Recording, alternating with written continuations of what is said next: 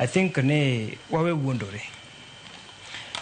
Kaja kom ne dwaro president. Owuog oko mowacho ni I'm the best person manyalo telo ne piny. They rejected him.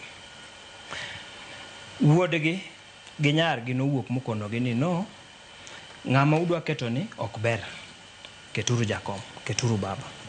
Dong ne gitamore. Baba oti odhi dala. Gidhi ting'e gi wilbaro gitere bond.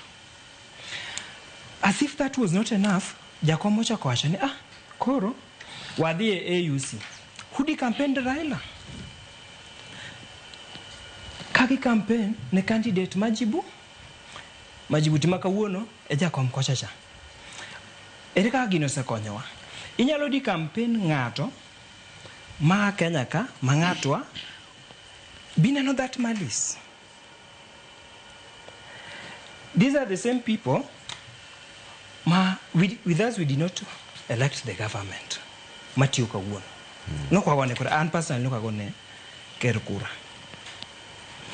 To ka sirikal magine man gi yiero wakonyo gi support. To shida koro bedo ni sirikal nira. Just before that impeachment, kane poko tim impeachment, sirikal ne ber. Ng'at mane man wacho ni Ruto must go. Onge ng'ama ne wacho mano kata achiel. Onge ng'ama ne wacho mano. But once no set me impeachment, koro owuok ni Ruto must go. Just moments after the elections, our people came out. Wan kaka jodiem no wuok oko mowacho ni no, Ruto must go. Sirikal ni ok ber. You can remember that? Dong ne giwacho ni waketho andgi. Dong ne giwacho ni wan ok wahero kwe. They're the same people. When we were saying Ruto must go, gine gidagi ni Ruto ber. Kose timi impeachment, koro Ruto rach. Who is the problem? It is us. It is us. If they are saying Nisha is not working, I want to ask, Sechema pokno team impeachment mar deputy president, was Shah working? Shah netiyo.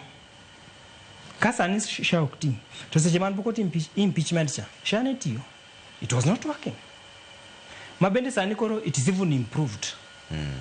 Tango mi koro sani mi wache ni Ruto must go. To sechema no nego wache cha, to ne onge. Just one last point. There is this scandal mar expressway owuog. Have you heard anybody saying anything about it? Let us be honest. Jo Kenya chulo loan. Okay, let me not go so much into it. But what chulo loan mantia ka benefit ng'ato directly. Is there anybody talking about it? Just because it is not Ruto, it is not Raila, you want to see people saying, oh, we need that money back.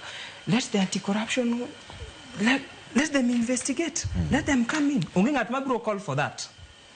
I can promise you, onge ng'at mabiro call for that. Just because it is not President Ruto, it is not His Excellency Raila Amolo Odinga. They will not call for it. Okay.